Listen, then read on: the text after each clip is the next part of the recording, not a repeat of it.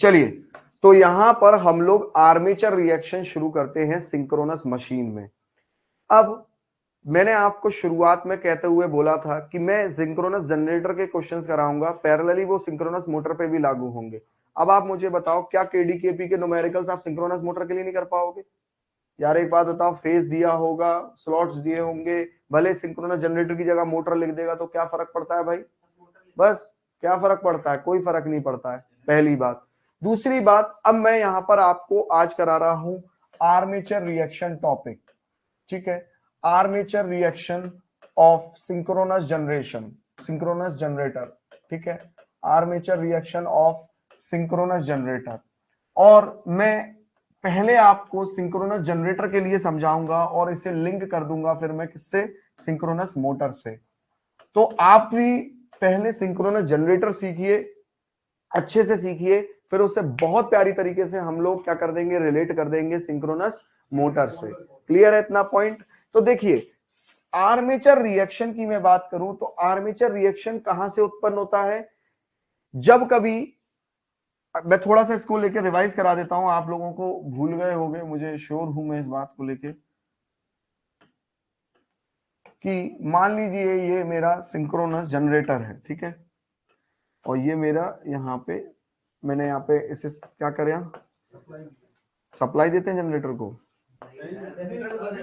Rotation देते हैं, ठीक है? प्राइम मूवर से घुमाते हैं इसे, मेरा रोटर घूमेगा, रोटर घूमेगा तो बच्चे क्या होगा?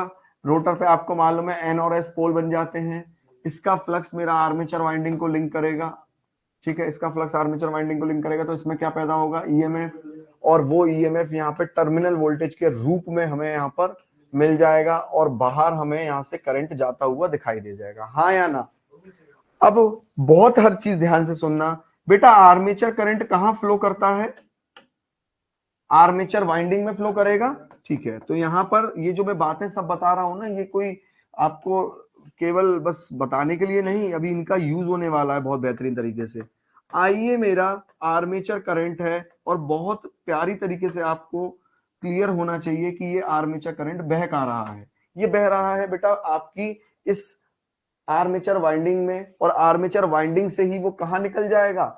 बाहर निकल जाएगा। अच्छा, बाहर निकल जाएगा तो वो क्या बन जाएगा? Line current. जाहिर सी बात है, वो लाइन करंट बन जाएगा। अब लाइन करंट बनेगा सर कि फेज करंट बनेगा? वो देखो डिपेंड करता है कि स्टार कनेक्शन है आर्मेचर वाइंडिंग का कि डेल्टा है। स्टार कनेक्शन होगा तो यहां पर जो लाइन, यहां पर जो आर्मेचर करंट होगा वही सेम लाइन करंट होगा, क्योंकि स्टार कनेक्शन में आईए और आईएल बराबर होते हैं। और अगर यहां पर मैं कहूं कि सर डेल्टा वाइंडिंग यूज करिए, तो बेटा वो वाला संबंध लग जाएगा कि भाई जो आईएल करंट है वो √3 टाइम्स ऑफ आईए निकलेगा। तो ये आप लोगों को पता है कि आर्मेचर वाइंडिंग का जो भी कनेक्शन होगा उससे आप लोग आराम से निकाल लेंगे। सबसे इजी टॉपिक और सबसे इंटरेस्टिंग टॉपिक लगता है, और मजाक और मजे की बात देखो, एक दो क्वेश्चन तो मिनिमम आते हैं और बच्चे घबराते हैं, ना जाने क्यों घबराते हैं। और इतना आसान है, तुम हंसोगे यार, कहोगे कि सर ये हलवा था, इतना आसान है इसे निकालना। और आप बिलीव नहीं करोगे, मतलब डीसी के आर्मेचर रिएक्शन से ज्यादा आसान है, बस कंसेप्ट आपने समझना है और कुछ नहीं। आइए, आर्मेचर करंट है, यहां पर ये रोटर है, इसमें ईएमएफ पैदा कर रहा है यहां, ठीक है? अब मैं आपसे एक बात पूछूंगा बेटा, यहां पर मैं लोड लगाऊंगा जनरेटर में तो कहां लगाता हूं? ये बस पॉइंट क्लियर होने चाहिए, तो आपको कोई नहीं रोक सकता इनके क्वेश्चन करने से। आप अगर यहां पर लोड लगाएंगे तो आप कहोगे सर मैं तो यहां लोड लगाऊंगा, मैं इधर ही तो टर्मिनल पे ही तो लोड लगाता हूं। भाई जनरेटर का लोड आप कहां लगाओगे? टर्मिनल पे। अब आप मुझे बताइए बच्चे, अगर मैंने लोड यहां पे इंडक्टिव लगाया तो मेरा जनरेटर कौन से पावर फैक्टर पे काम करेगा? लैगिंग। अगर मैंने यहाँ पर लोड कैपेसिटिव लगाया तो मेरा जनरेटर किस पे काम करेगा? लीडिंग। अगर मैंने अपना लोड यहाँ पर रेजिस्टिव लगाया तो मेरा पावर फैक्टर किस पे काम करेगा? यूनिटी फेज पे करेगा, ठीक है?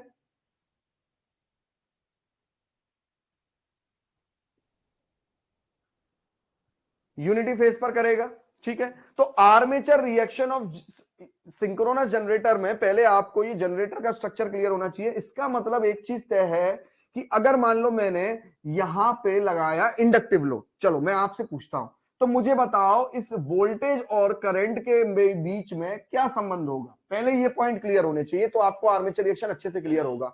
अगर मैंने यहाँ इंडक्टिव लोड लगाया तो इस वोल्टेज में जो आर्मेचर वाइंडिंग में पैदा हुआ है और इस करंट में बेटा क्या अंतर होगा, लीडिंग या लैगिंग, कौन लैग करेगा, आईए लैग करेगा, वोल्टेज से लैग करेगा, ईएमएफ से लैग करेगा। अगर मैंने यहाँ कैपेसिटिव लोड लगाया तो ये आईए इस ईएमएफ से लीड करेगा, सिंपल। अगर मैंने रेजिस्टिव लोड लगाया तो यहाँ पर आईए और ई क्या करेगा, बराबर रहेंगे। ये कंसेप्ट बस क्लियर होना चाहिए, हंसते हंसते हो जाएगा। अब यहां पर एक चीज और जानिए कि जो ये फ्लक्स है बेटा, कौन सा फ्लक्स होता है, फाई एफ। जो रोटर मेरा लगातार पैदा कर रहा है वो है फील्ड फ्लक्स। आप मुझे बताइए फील्ड फ्लक्स इंपॉर्टेंट है कि नहीं, बहुत इंपॉर्टेंट है, एक्चुअली यही इंपॉर्टेंट है। ये ना होता तो बाकी की बातें भी ना कर पाते, ये पैदा ही बेटा इसी की वजह से हो रहा है। अब यहां पर मुझे बताइए जब आईए बह रहा है तो आईए की वजह से कुछ फाइए आया होगा, मतलब आर्मेचर वाइंडिंग में फ्लक्स पैदा हुआ होगा। किसी काम का है, ये काम का ना काज का, ठीक है, दुश्मन फ्लक्स का, फील्ड फ्लक्स का, काम का ना काज का, दुश्मन फील्ड फ्लक्स का, उसको और परेशान करेगा वहां पे रह के। भाई हमें इससे कोई मतलब थोड़ी है क्या, नहीं है। इसका क्या रोल है, कोई रोल नहीं है। बिन बुलाए मेहमान, बहुत बड़ी बहुत प्यारी बात कही है, देखो बिन बुलाए मेहमान। पर क्या है कि करंट बहेगा तो आएंगे ही, तो क्या करें।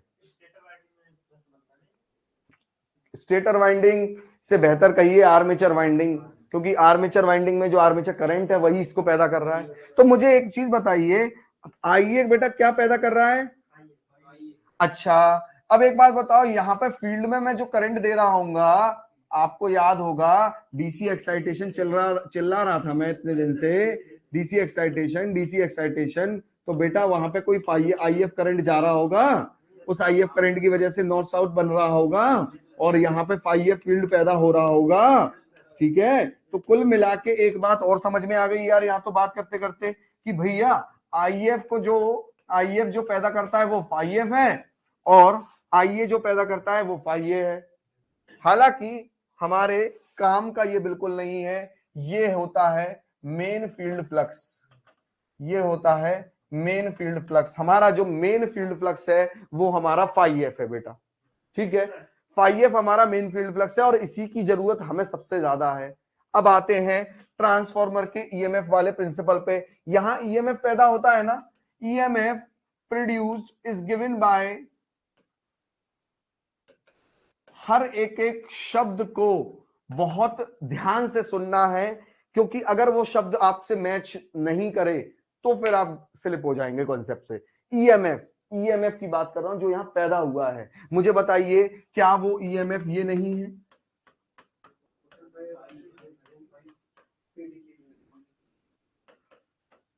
यही है, ये नंबर ऑफ पर फेज टर्न है, पर फेज टर्न है, ठीक है। ये सब मैं बता चुका हूं, ये नंबर ऑफ पर फेज टर्न है। इनफैक्ट एक क्वेश्चन भी करवाया था पर फेज टर्न का। अब हमको मालूम है कि ये ईएमएफ का फॉर्मूला है। अब आप मुझे बताओ यहां पर जो ये फ्लक्स है ये बेटा क्या फाई एफ नहीं है,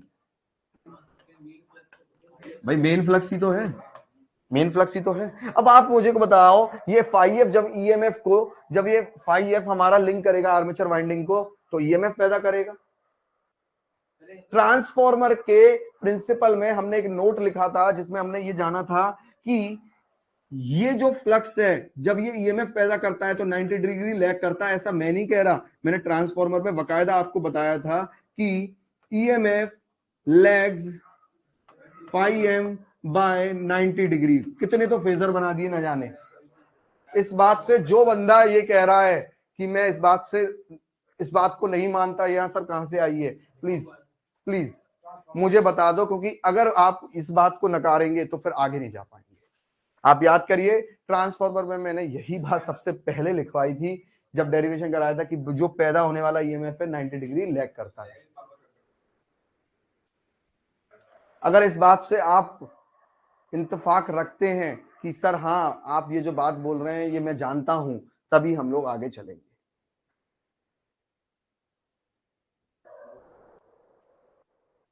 चलें आगे, चलिए। उम्मीद करता हूं अगर जानते होंगे नहीं आप तो फिर एक बार आज जाके घर पे देख भी लेंगे। बहुत फेजर बनवाए हैं, मुझे पता है किसको अभी भी ध्यान नहीं आ रहा है, ठीक है। अब देखिए यहां पर ये मान लीजिए मेरा क्या है बच्चे, फाइव एम। प्लीज अब ध्यान से देखिए, ये क्या है, फाइव एफ, वो लिखवाया है, पूरा डेरिवेशन करवाया, ध्यान से देखिएगा, ये है फाइव एफ। प्लीज सब बच्चे ध्यान से सुनेंगे, ये फाइव एफ है बेटा। अगर मैं ईएमएफ इससे लैग करता हुआ बनाऊं तो लैग करने वाली चीज को मैं क्लॉकवाइज बनाता हूं। मैंने ईएमएफ को क्लॉकवाइज बनाया, आधे लोग घायल हो गए कि सर ऐसा क्यों। बेटा क्लॉकवाइज बना रहा हूं, 90 डिग्री लैग करता हुआ दिखाया है, क्लॉकवाइज बनाया है। आधे बच्चे कहेंगे सर आप वहां तो ऐसे बनाते थे ट्रांसफॉर्मर में, तो बेटा मैं क्या गलत कर दिया भाई, यहां भी क्लॉकवाइज बना के दिखा रहा हूं, वहां भी क्लॉकवाइज बना के दिखा रहा हूं, कौन सी मैंने यहाँ पे गलती कर दी। ठीक, अब आप मुझे एक बात बताएंगे, एक बात बताएंगे कि ये जो फाइव एफ है, क्या ये फाइव एफ फ्लक्स, ये फाइव एफ फ्लक्स पैदा तो आई एफ करंट की वजह से ही हुआ होगा, फील्ड करंट की वजह से। तो पहले देखा जाए तो आई एफ बनना चाहिए था, फिर मेरा फाइव एफ बनना चाहिए था, ठीक है ना। मतलब मैं अगर इस फेजर को शुरू करूं, वो तो मैंने याद दिलाने के लिए सबसे पहले बनाया कि आई एफ मान लीजिए कोई करंट है, वो आई एफ करंट ही तो फाइव एफ पैदा करेगा। ओ भाई रोटर में करंट नहीं जाएगा तो फील्ड कैसे पैदा होगी, फ्लक्स। बिल्कुल, ट्रांसफार्मर में आईएम पैदा करता था, ठीक है। अब सुनिए, इसको 90 डिग्री लैग करते हुए मैंने क्या बना दिया, ईएमएफ। अब ध्यान से सुनिएगा, ईएमएफ के वजह से एक करंट पैदा होता था, आर्मेचर करंट। वो आर्मेचर करंट अगर यूनिटी पावर फैक्टर है तो इन फेज होगा, बस ये जो समझ गया उसको क्लियर है। अगर यूनिटी पावर फैक्टर हो गया तो ये क्या हो गया बेटा, इन फेज होगा। मान लो अगर ये यूनिटी पावर फैक्टर नहीं है, मैंने कैपेसिटिव लोड लगाया है, तो आप क्या कहोगे, सर कैपेसिटिव लोड लगाया है तो करंट मेरा लीड करेगा ई से, ई से लीड करने पे एंटी क्लॉकवाइज जाएगा। लो साहब मैंने एंटी क्लॉकवाइज बना दिया, ये यूनिटी का है, ये एंटी ये लीडिंग का है। ये मैंने मान लीजिए आपने कहा सर लैग करेगा, तो मैंने ये बना दिया, ठीक है, क्लियर है इतना बात। फिर क्या होगा, अगर होगा तो आई ए पैदा हो गया तो उसकी वजह से फाइव ए पैदा हो जाएगा। भाई फाइव ए तो उसी फेज में होगा आई ए के, अगर यहां होगा तो यहां पैदा हो जाएगा, यहां होगा तो यहां पैदा हो जाएगा फाइव ए। समझ में आया। और इस फाइव ए और फाइव एफ की भिड़ंत होगी, इस फाइव ए और फाइव एफ की भिड़ंत होगी, इस फाइव ए और फाइव एफ की भिड़ंत होगी, तो कौन बनेगा, रिजल्टेंट फ्लक्स, परिणामी flux.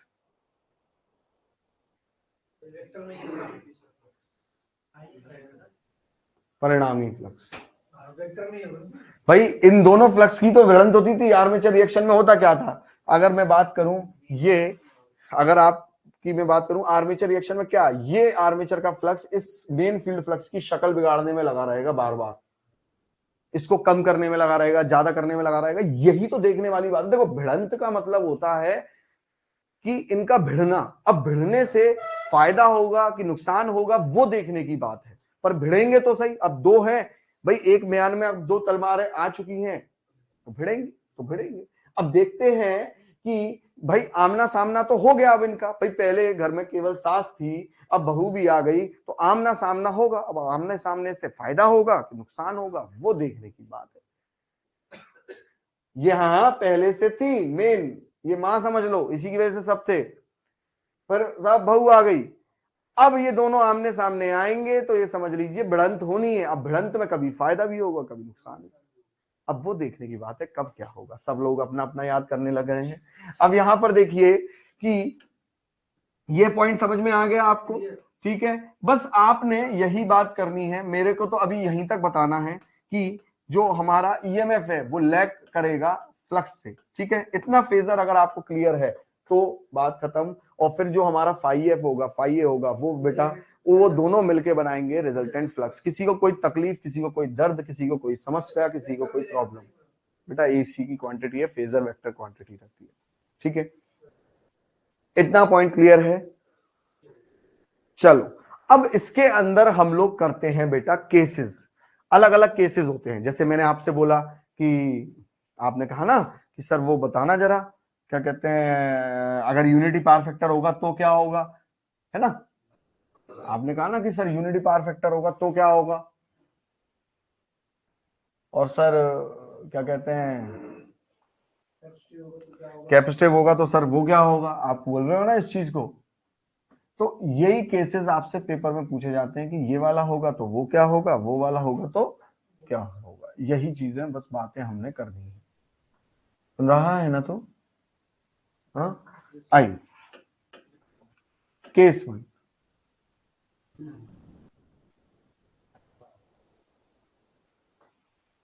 Case one, case one, पहला केस लेते हैं। एट नो लोड, कोई लोड नहीं लगा ट्रांसफॉर्मर उस पे, जनरेटर पे कोई लोड नहीं लगा। आप मुझे बताओ जब लोड ही नहीं है तो आर्मेचर करंट कुछ जाएगा क्या? ये मेरा आईएफ करंट है, आईएफ से मेरा क्या बना, फाई एफ। इनफैक्ट तुम्हें सबसे प्यारा टॉपिक यही लगेगा आगे जाके, और लोग इससे डरते हैं। तुम डेरिवेशन तुम ये फेजर के थ्रू ही सॉल्व कर दिया करोगे अगर सीख गए तो। यहां पर ये लैग करता हुआ ईएमएफ बना दिया, लैग करता हुआ ईएमएफ बना दिया। अब यहाँ पे आर्मेचर करंट कुछ है ही नहीं, मैं फेजर क्या बनाऊं भाई। मैं मान लो यहाँ आईए बनाता, और बनाता तो तब उसका कोई मान होता। अब मैं यहाँ पे कोई मान ही नहीं है, तो यहाँ पे कोई मान ही नहीं है, तो आप मुझे बताओ यहाँ केवल किसका राज है बेटा, फाई एफ का राज है, और किसी का राज तो है ही नहीं है। यहाँ पे यहाँ केवल है फाई एफ का राज। इसका मतलब यहाँ पे फाई है ही नहीं। I A zero means phi A is equal to zero. क्या कभी किसी की भिड़ंत होगी? नहीं होगी। जब आर्मेचर करंट जीरो है तो मेरा बेटा भिड़ंत होगी क्या? होगी ही नहीं, लड़ने के लिए कोई होगी ही नहीं। We know that phi a is zero here, so only phi f flux is present here. It means no, it means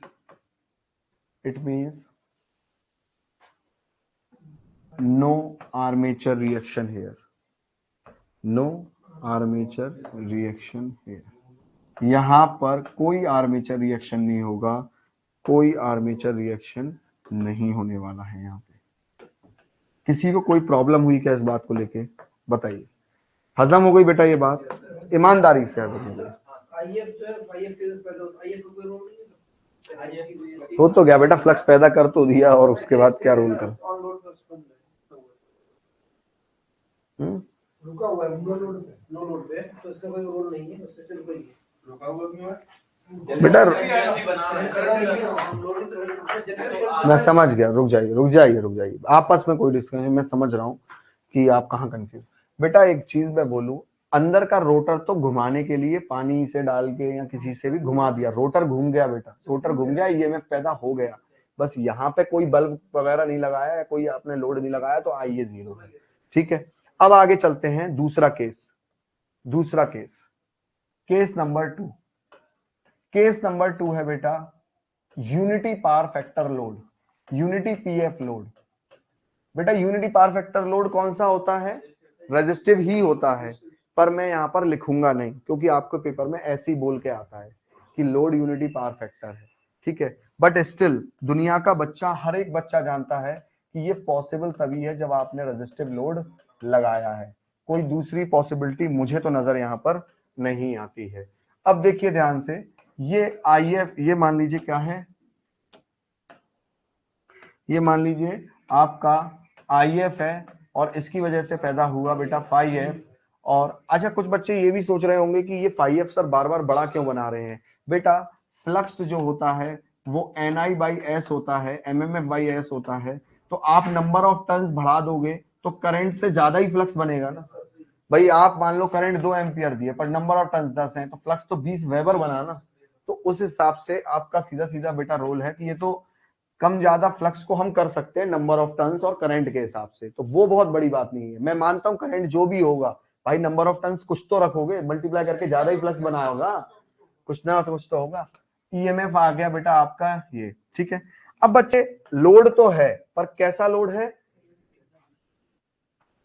आइए यहाँ पे क्या बना बेटा, आइए यूनिटी पावर फैक्टर है ना, तो IA और E क्या करेगा बेटा, इन फेज रहेगा। यूनिटी पावर फैक्टर का मतलब है, मैंने इसीलिए सबसे पहले ये बात समझाई थी कि यूनिटी पावर फैक्टर का मतलब ये है कि जो लोड है वो इन फेज बनेगा। तो E is in phase with I, सीधा सिंपल बात है। अब देखो ये IA पैदा हुआ तो यहाँ पे फाई ए पैदा होगा।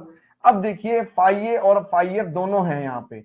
आइए यहाँ पर पैरेललोग्राम बनाएं और क्योंकि वेक्टर में जो रिजल्टेंट आता है वो पैरेललोग्राम बना के ही आता है। वो क्या बना के ही आता है, पैरेललोग्राम बना के ही आता है। अब कैसे, कुछ लोग कहेंगे कि सर कैसे कैसे पैरेललोग्राम बना के, तो आप लोग आज का लेक्चर देख लीजिएगा। आज के लेक्चर में, आज के और कल के लेक्चर में वेक्टर ही चल रहा है, ठीक है, वेक्टर ही चल रहा है। और उसमें आप लोग आराम से देख सकते हो कि कैसे दो वेक्टर अगर होते हैं तो उसका रिजल्टेंट कैसे आता है, पैरेललोग्राम बना के। मतलब हम एक पैरेललोग्राम बनाते हैं और उसका जो डायगोनल होगा पैरेललोग्राम का, वही क्या होता है, रिजल्टेंट होता है। वही क्या होता है बेटा, रिजल्टेंट होता है। तो दो वेक्टर की वजह से हमने क्या बनाया, पैरेललोग्राम बनाया। और जो पैरेललोग्राम की डायगोनल होती है वही क्या होती है, चतुर्भुज जिसे बोलते हैं, उसकी डायगोनल क्या होती है, हमेशा रिजल्टेंट। अब आप मुझे बताइए, जो रिजल्टेंट यहाँ पे फ्लक्स बन रहा है वो टेढ़ा बन रहा है ना। पेपर में पता है बस आपसे क्या पूछता है कि यूनिटी पावर फैक्टर का जो रिजल्टेंट फ्लक्स है, भाई हमें तो ये मालूम करना है ना कि दोनों जब लड़ाई किए फाई ए और फाई एफ, तो जो रिजल्टेंट फ्लक्स है उसका क्या रूप हुआ, उसका क्या स्वरूप हुआ, उसकी क्या स्थिति हुई, उसकी क्या परिस्थिति हुई, उसका क्या हाल हुआ, उसका क्या यहाँ पर बेटा जो है फाइनल रिजल्ट हुआ। फाइनल रिजल्ट ये हुआ कि वो टेढ़ा हो गया। पहले हमारा फील्ड फ्लक्स एक दिशा में जा रहा था, और भाई फील्ड फ्लक्स पहले एक दिशा में जा रहा था, आर्मेचर का फ्लक्स एक दिशा में, जो रिजल्टेंट फ्लक्स है वो कैसा हो गया, क्रॉस मैग्नेटाइजिंग नेचर का। कैसा हो गया, क्रॉस मैग्नेटाइजिंग नेचर का हो गया। आप याद करिए वहां पर भी ऐसे ही होता था, आर्मेचर रिएक्शन में डीसी मशीन के कैसा हो जाता था, टेढ़ा बन जाता था रिजल्टेंट फ्लक्स। हालांकि दिक्कत उससे होती थी कि नहीं होती थी, वहां दिक्कत होती थी। यहां पर भी क्या हो रहा है, हमारा टेढ़ा हो जाता है ये रिजल्टेंट फ्लक्स। तो बस आपको पता है पेपर में क्या पूछेगा पेपर में कह देगा चुपचाप से कि in a synchronous generator for unity power factor load what will be the nature of resultant flux, या what will happen after armature reaction. Armature reaction के बाद क्या होगा, तो जो रिजल्टेंट फ्लक्स है वो कैसा हो जाएगा बच्चे, क्रॉस मैग्नेटाइजेशन जैसा हो जाएगा। आपको ये खुद से प्रैक्टिस करने पड़ेंगे, ये तुम्हें बता दूंगा आपको, ठीक है। तो वेक्टर सही तो आया है, रिजल्टेंट फ्लक्स और आया कैसे है, अच्छा वो लगा नहीं, ये कह रहे हो, हाँ ठीक है ठीक है। तो ये क्लियर है सबको इतना।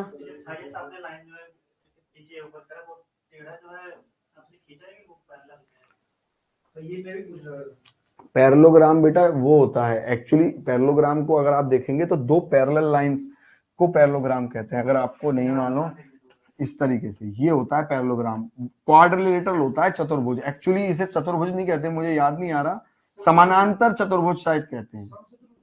समानांतर, इसमें दो पैरेलल लाइन के बीच में इस तरीके से बनता है जो चतुर्भुज, वो होता है। हाँ, अब मुझे एग्जैक्टली हिंदी में नहीं मालूम, पर इंग्लिश में पैरेललोग्राम बोलते हैं। हाँ यही पैरेललोग्राम है, ये इस तरीके से ही होता है, ठीक है, थोड़ा तिरछा सा होता है। हाँ नहीं, वो क्वाड्रिलेटरल होता है बेटा। अब ये थोड़ा सा हिंदी में मैं अगर बात कहूँ तो थोड़ा सा मुझे कम आइडिया है। आप देखो पैरेललोग्राम को क्या कहते हैं हिंदी में, अगर हम लोग देखें तो। वैसे एक बात बताऊं, अगर आप थोड़े से भी क्लास व्लास में कभी पढ़े हुए होते ना तो देख के ही फिगर का नाम पहचान लेते, इतनी बड़ी बात नहीं। अब कोई आदमी ये कहे कि नहीं सर मुझे इसकी हिंदी बताओ, तो बेटा बेवकूफ हो तुम बहुत बड़े, क्योंकि ये दिख के क्या तुम्हें दिख नहीं रहा है, अगर पढ़े होते जिंदगी में तो ये क्या तुम्हें गोला दिख नहीं रहा है। एक मैं बात बोल रहा हूं, आदमी क्या करता है कि अपनी कमियों को लैंग्वेज पे छुपाने की जो कोशिश करता है, मुझे बहुत तेज गुस्सा आती है उन बच्चों पे। आप कंपटीशन की तैयारी कर रहे हो, ठीक है, हम तो ये कह रहे हैं कि हम उसे चाहे कुछ भी कहते हो कुछ ना कहते हो, बट मैं ये कह रहा हूं मैं इसे कुछ भी कहूं पर तुम तो समझ जाओ कि आकार का भी कोई लैंग्वेज होती है बात पेपर निकालने की बातें होती हैं, और जो है आकार अभी तक क्लियर नहीं है। आकार शायद दूसरी तीसरी क्लास में ही बता देते हैं। फिर कहोगे सर इसे हिंदी में बताओ। तुमने सुनाने के काम सुबह सुबह यार।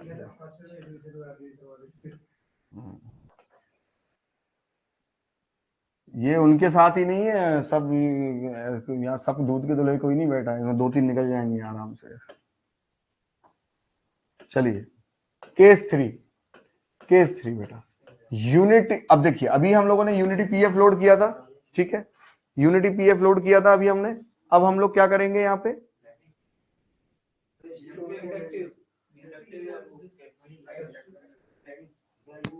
यूनिटी पीएफ लोड किया था। अब हम लोग क्या करेंगे बेटा, ध्यान से सुनना, 0 पीएफ लोड लैगिंग। नाम में ही कंसेप्ट घुसा दिया है, तभी थोड़ा सा ये टफ हो जाता है। ये चीज थोड़ी सी टफ इसलिए हो जाती है क्योंकि नाम में ही कंसेप्ट इतना घुसा देते हैं। लैगिंग लोड तो है, इसका मतलब फाई 90 डिग्री रहा होगा, एक प्योर एल जैसा माहौल मान लो। भाई एक बात बता, प्योर एल जैसा माहौल होगा तभी तो लैग करेगा। और जीरो पावर फैक्टर कब आएगा, जब 90 डिग्री होगा। इसका मतलब इसने कहीं ना कहीं प्योर एल जैसी चीज ही तो लगाई होगी, है कि नहीं। cos 90 क्या होता है बेटा, 0। तो पावर फैक्टर क्या हो गया, 0। और लैगिंग लोड है तो 0 पावर फैक्टर लैगिंग लोड का मतलब है कि कहीं ना कहीं प्योर एल लगाया होगा, प्योर एल लगाया होगा। ये बार बार ब्लर क्यों हो रहा है बेटा, हाँ अब यो मत पूछना क्यों करेगा यार। हाँ ठीक है, 590 हो जाएगा। अब आइए देखिए यहाँ पे हमारा आई एफ है, फाई एफ है, ई है।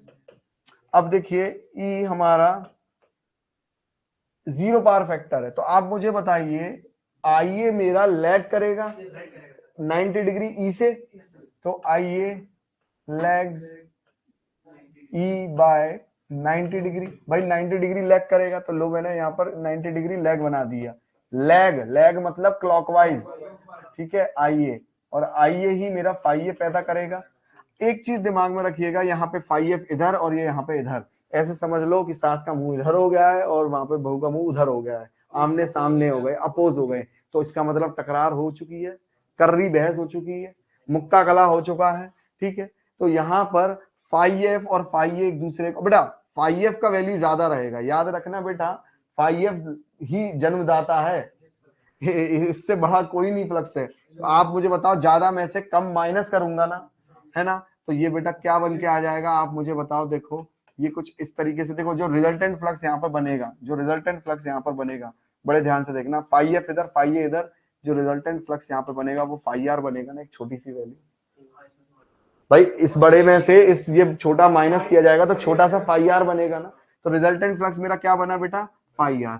एक बात बताओ, फाइव आर की शेप फाइव एफ जैसी ही है, तो शेप तो बिगड़ी नहीं, पर क्या हुआ, इसका मान कम हो गया, डीमैग्नेटाइजिंग नेचर। क्या कहोगे, फाइव आर का जो नेचर है वो कैसा हो गया, डीमैग्नेटाइजेशन नेचर। बेटा आगे आगे मत भगो, अभी जनरेटर की बात हो रही है, मोटर की बात मैं खुद कर दूंगा, प्लीज रुक जाइए।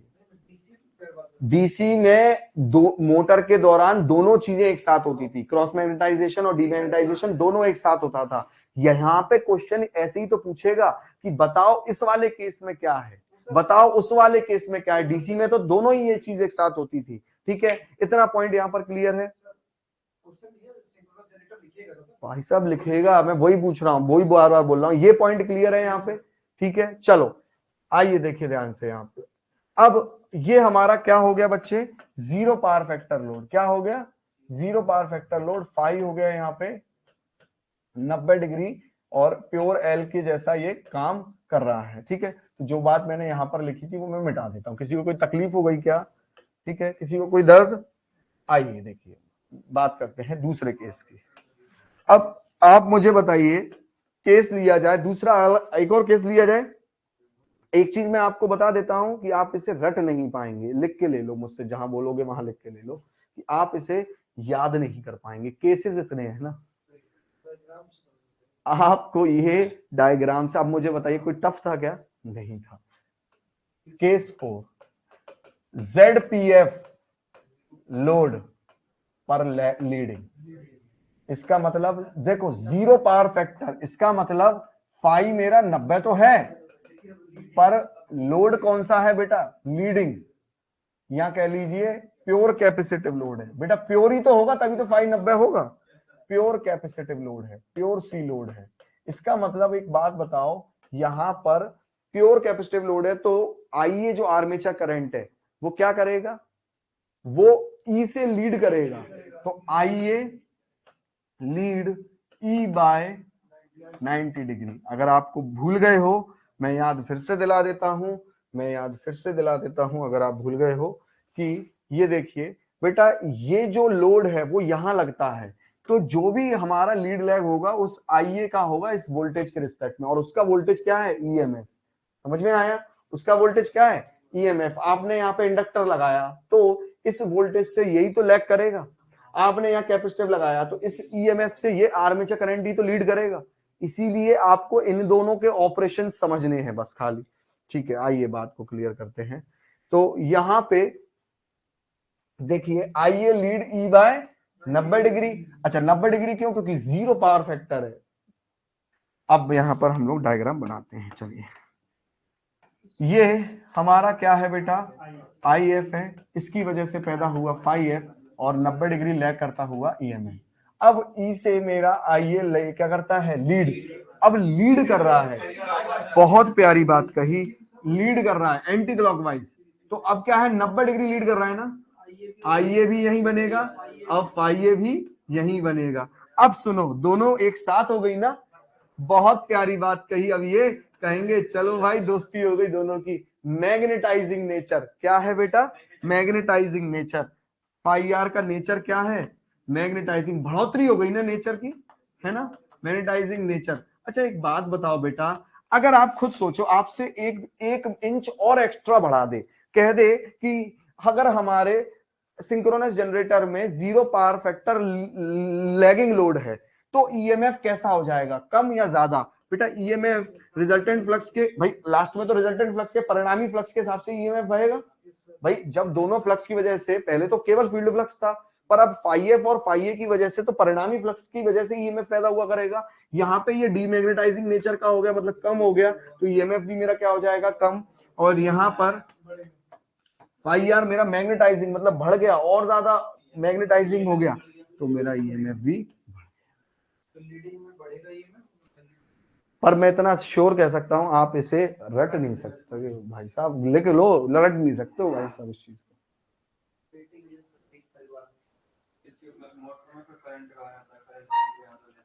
किसी को कोई तकलीफ, दर्द, समस्या, ये बताइए, कहीं से भी कोई दिक्कत आई, ये पूछे भाई, ये बच्चे इसको भी नहीं बता पाते। प्रॉब्लम ये है ना, कंसेप्ट, बात ये है कि कंसेप्ट नहीं क्लियर है, तो तुम्हें लग रहा है ये कोई याद कर पाएगा।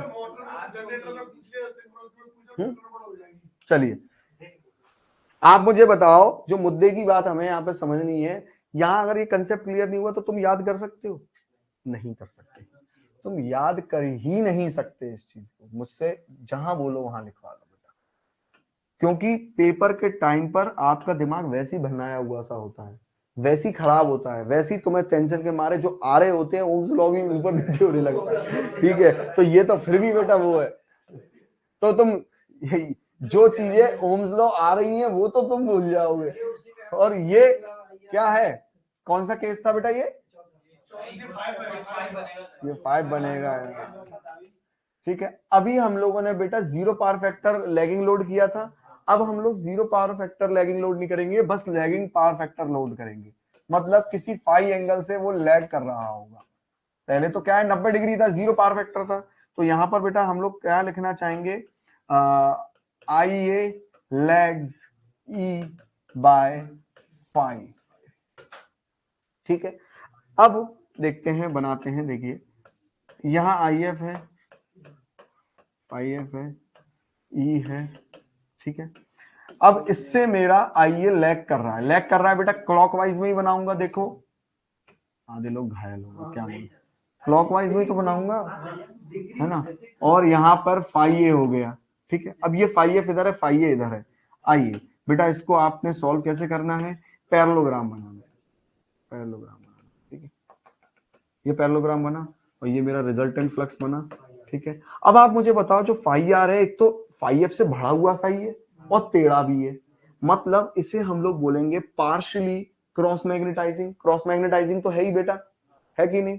अच्छा एक बात बताइए, थोड़ा सा यहाँ पे देखिए, मैं इसे और थोड़ा सा अच्छे से बना देता हूं ताकि आपको दिक्कत ना हो। पैरेललोग्राम है ना? अच्छा ये बताओ फाई आर मेरा ज्यादा बन रहा है कि कम? आप मन से बनाओ, कम बन रहा है कि ज्यादा? कम बन रहा है, कम है। मैं दोबारा से एक काम करता हूं, मैं और लाइन का इस्तेमाल कर, मैं आपकी हेल्प कर देता हूं, प्लीज प्लीज मैं आपकी हेल्प कर देता हूं, थोड़ी सी रुक जाइए, लड़िए मत।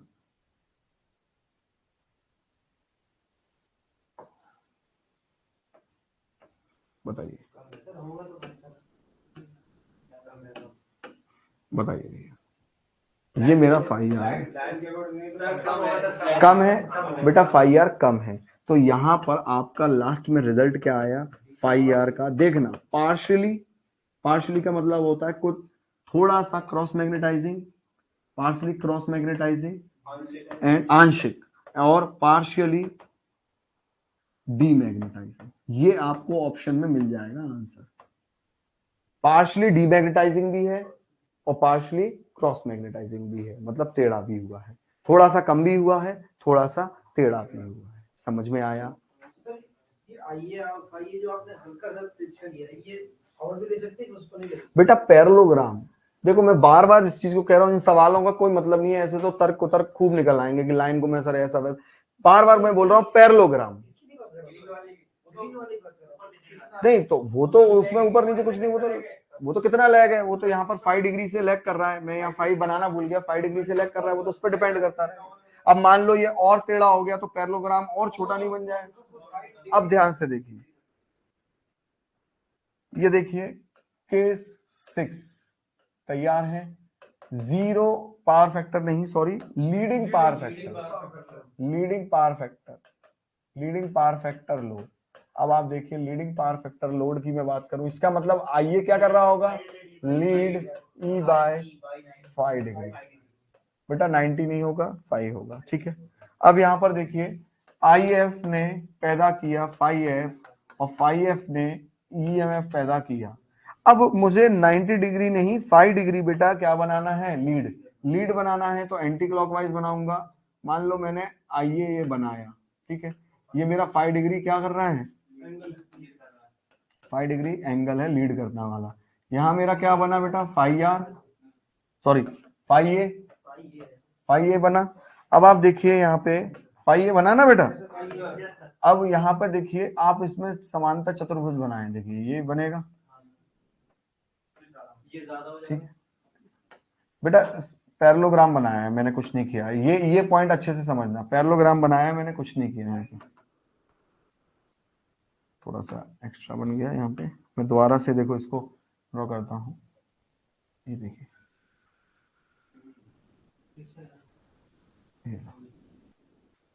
ये देखो पैरेललोग्राम बना और उसकी डायगोनल क्या बताती है, रिजल्टेंट। अब मैं आपसे पूछता हूँ बेटा कि यहाँ पे फाई आर क्या है, ज्यादा है या कम है? ज्यादा है, टेढ़ी है, तो बेटा यहाँ क्या होगा, पार्शियली क्रॉस मैग्नेटाइजेशन और पार्शियली, बहुत प्यारी बात कही बच्चे, मैग्नेटाइजेशन।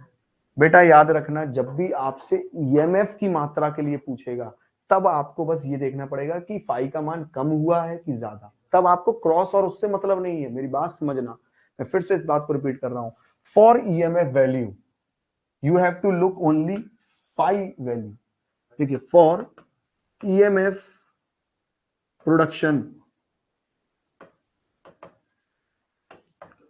और उसके मैग्नीट्यूड से रिलेटेड, ठीक है, we only look after, we only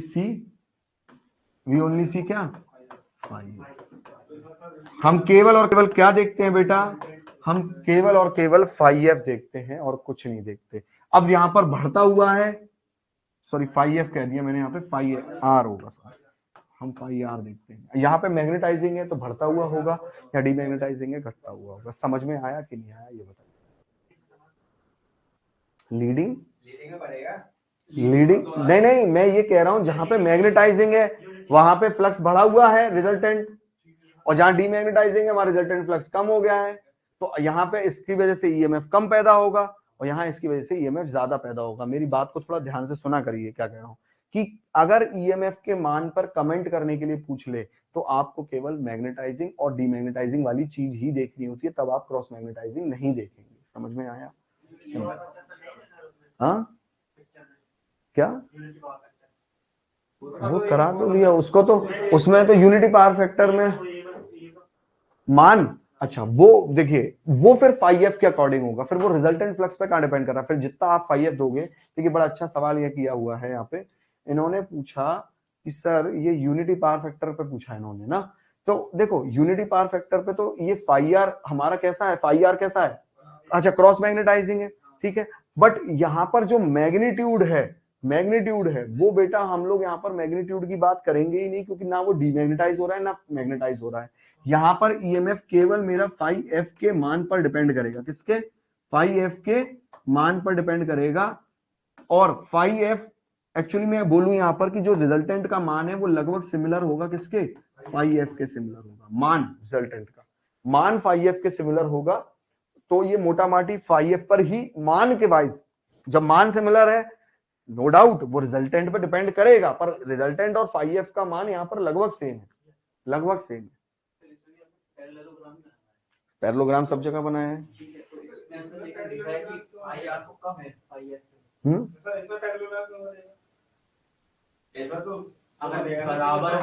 नहीं देखो ना आप, पैरेललोग्राम तो हर जगह बनेगा रिजल्टेंट निकालने के लिए, इसमें और उसमें का क्या है, नहीं कम नहीं है फाई आर, यहाँ पे लगभग फाई एफ के मान के बराबर है, क्योंकि ये उतना ही आई ए पैदा हुआ उतना ही फाई ए पैदा हुआ, तो फाई आर कोई बहुत ज्यादा अंतर यहाँ पर महसूस नहीं हो रहा, वहां पे एक्चुअली ज्यादा अंतर महसूस हो रहा है, वहां ज्यादा डीमैग्नेटाइज हो रहा है, ज्यादा मैग्नेटाइज हो रहा है। अब आप देखो यहाँ पर, देखो यहाँ पूरा पूरा डीमैग्नेटाइजेशन है, यहाँ पूरा पूरा मैग्नेटाइजेशन है कि नहीं। अब देखिए यहाँ पे पूरा पूरा बेटा क्या है, डीमैग्नेटाइजेशन। अभी मैं इसको और टेढ़ा बना दूंगा ना, ये और छोटा हो जाएगा। यहाँ पे पूरा पूरा मैग्नेटाइजेशन है, मतलब इनके कंपैरेटिवली वो वैल्यू लगभग फाई एफ के बराबर रहती है। हाँ मतलब वो फाई एफ का जो मान रहेगा मोटा माटी उसी पर डिपेंड करेगा। अच्छा बेसिकली क्या है, फाई एफ का मान पे क्यों डिपेंड कर रहा है, कर तो वो फाई आर पे ही रहा है, कर तो वो फाई आर के मान पे ही रहा है, पर फाई आर फाई एफ के बराबर आ रहा है ना, प्रॉब्लम ये है। समझ में आया बेटा ये चीज, ठीक है।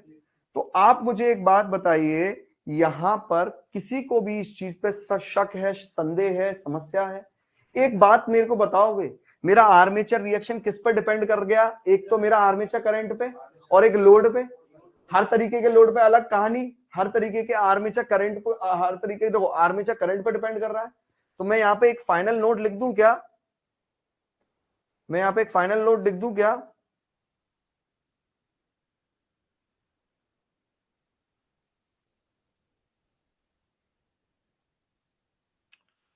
ये पेपर में पूछता है armature reaction in synchronous generator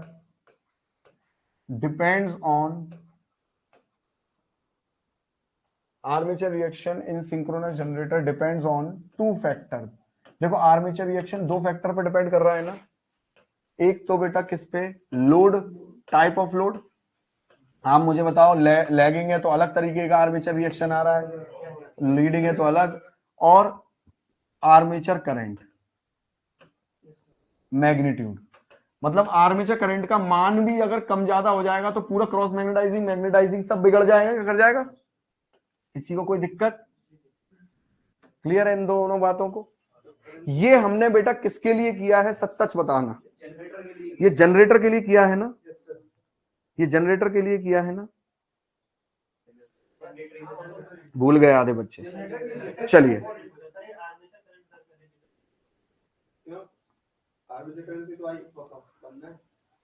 देख लीजिए,